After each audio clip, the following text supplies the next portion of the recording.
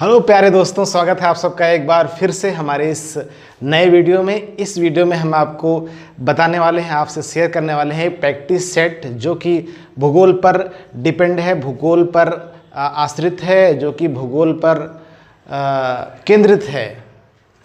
इस practice set में हम भूगोल से संबंधित, चाहे वो विश्व का भूगोल है, कुछ प्रश्न हम विश्व के भूगोल से लेंगे, कुछ प्रश्न हम भारत के भूगोल से लेंगे। जैसा कि आप सबको पता है कि हम कंपटीशन का जो भी एग्ज़ाम देते हैं जिसमें सामान्य अध्ययन है या सामान्य ज्ञान है, तो उसमें भूगोल जरूर पूछा जाता है। सामान्य अध्ययन अथवा सामान्य ज्ञान का भूगोल एक प्रमुख अंग है। तो इस प्रकार से हम प्रैक्टिस करेंगे भूगोल की। तो प्रस्तुत है एक प्रैक्टिस सेट भूगोल का, जिसमें हम बारी बारी से क्वेश्चन लेंगे। सबसे पहला क्वेश्चन हम लेने जा रहे हैं। इससे पहले अगर आप हमारे चैनल पर नए हैं तो प्लीज़ हमारे चैनल को सब्सक्राइब कर लीजिएगा। अगर हमारे इस वीडियो को आपको अच्छा लगे तो वीडियो को लाइक कर दीजिएगा। और हाँ, अगर आपको इस वीडियो से संबंधित कुछ पूछना है तो आप कमेंट बॉक्स में कमेंट करके पूछ सकते हैं और बता भी सकते हैं कि आपको ये वीडियो कैसा लगा, और अधिक से अधिक शेयर करने का प्रयास करिएगा। आइए स्टार्ट करते हैं इस प्रैक्टिस सेट को, जो कि आधारित है भूगोल विषय पर। तो भूगोल विषय प्रैक्टिस सेट, क्वेश्चन नंबर पहला हम लेते हैं। ठीक है, पहला क्वेश्चन है, अफगानिस्तान की राजधानी काबुल किस नदी पर स्थित है? अफगानिस्तान से संबंधित क्वेश्चन इसलिए इम्पोर्टेंट है क्योंकि आजकल यह करंट अफेयर्स का ज्वलंत मुद्दा बना हुआ है। ठीक है, तो पहला क्वेश्चन हम अफगानिस्तान से ही लेते हैं। तो इसका पहला क्वेश्चन है, अफगानिस्तान की राजधानी काबुल किस नदी पर स्थित है? विकल्प हैं कुंदुज नदी, तीसरा है हरिरुद नदी, चौथा है हेलमंद नदी, और पांचवा है स्वयं काबुल नदी, जिसके नाम पर काबुल राजधानी का नाम रखा गया है। तो इस सारी की सारी अफगानिस्तान की नदियां हैं। आपको अगर नदियां अफगानिस्तान की याद रखनी है तो आप इन चारों नदियों को भी याद रख सकते हैं। तो काबुल जो राजधानी है वो काबुल नदी पर ही स्थित है। ठीक है, इसका आंसर होगा काबुल नदी। बाकी तीन आंसर सही नहीं है। इसका सही आंसर है काबुल नदी पर काबुल राजधानी स्थित है। देखिए इस काबुल नदी, ये देखिए आपका अफगानिस्तान का मैप है, ये पूरा अफगानिस्तान का मानचित्र ड्रॉ कर रखा है। ठीक है, ये अफगानिस्तान के पश्चिम में ईरान है, इधर किर्गिस्तान, उज्बेकिस्तान, ताजिकिस्तान, उत्तर में, पूर्व में चीन, भारत, और दक्षिण पूर्व में पाकिस्तान है। राइट, ये है पूरा अफगानिस्तान। अब देखिए जो काबुल नदी है वो अफगानिस्तान की हिंदू कुश पर्वत श्रृंखलाओं से निकलती है। ये हिंदू कुश पर्वत श्रृंखला पामीर ग्रंथि से निकलती है और दक्षिण पश्चिम में इस तरह से फैली हुई है अफगानिस्तान में। यहाँ तक इसका विस्तार है, ईरान की सीमा तक इस हिंदू कुश पर्वत श्रृंखला का विस्तार है। ईरान है इसके पश्चिम में। अब ये पामीर ग्रंथ क्या है? पामीर ग्रंथियों से अनेक पर्वत श्रृंखलाएं निकली हैं, जिनमें से हिंदू कुश तथा हमारा हिमालय भी प्रमुख है। यह एक ग्रंथ है, नोट है, और जो कि कई देशों में फैली है, जिसमें अफगानिस्तान, ताजिकिस्तान, चीन, पाकिस्तान और भारत भी प्रमुख देश हैं। ठीक है, तो यह है पामीर ग्रंथि। अब इन हिंदू कुश पर्वत श्रृंखलाओं से दक्षिण पूर्व की तरफ निकलती है नदी काबुल, और रास्ते में पड़ता है काबुल शहर, जो कि अफगानिस्तान का सबसे बड़ा शहर भी है और अफगानिस्तान की राजधानी भी है। फिर यह अफगानिस्तान से बाहर पाकिस्तान में प्रवेश करती है नदी, और अटक शहर के पास, पाकिस्तान के अटक शहर के पास यह सिंधु नदी, जो कि भारत से आ रही है और पाकिस्तान में प्रवेश कर रही है, यहाँ पर यह सिंधु नदी इस तरह से बह रही है, और यही अटक शहर के पास, इसी सिंधु नदी के पास, सिंधु नदी में यह काबुल नदी मिल जाती है।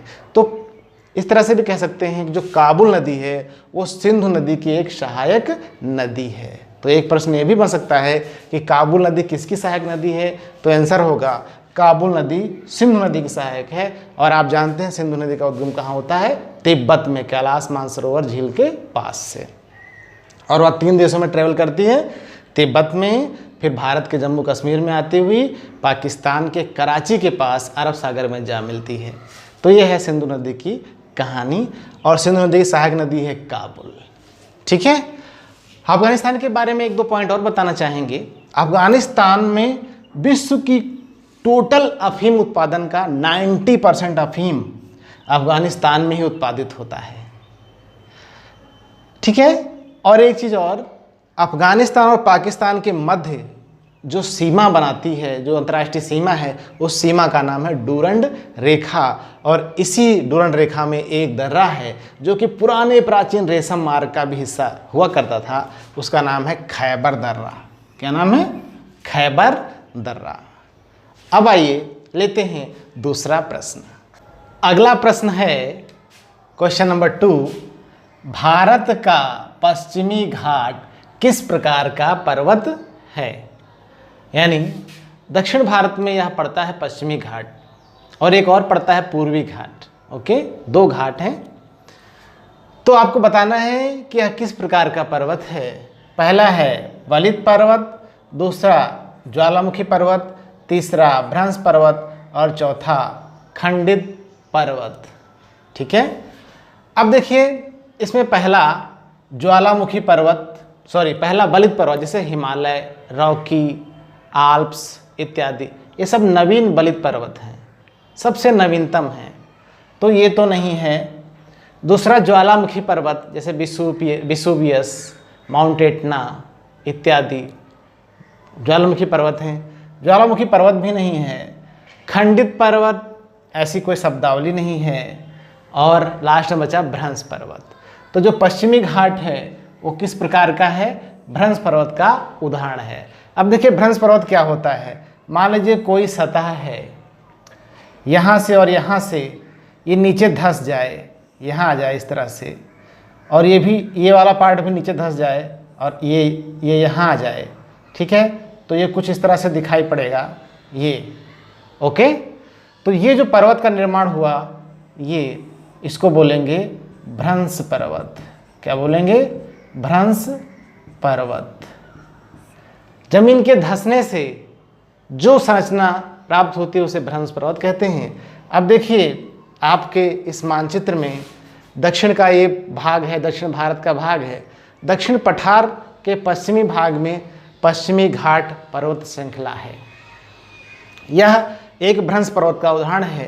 ये देखिए, रेड से आप देख रहे हैं, यह गुजरात और महाराष्ट्र के बॉर्डर से शुरू होकर के दक्षिण में कन्याकुमारी तक फैली हुई है यह पर्वत श्रृंखला, जिसे पश्चिमी घाट या सह्याद्री के नाम से भी जानते हैं। ओके, अब देखिए, इस पश्चिमी घाट के पश्चिम में पश्चिमी तटीय मैदान है जहाँ धान बहुत अधिक होता है। ठीक है।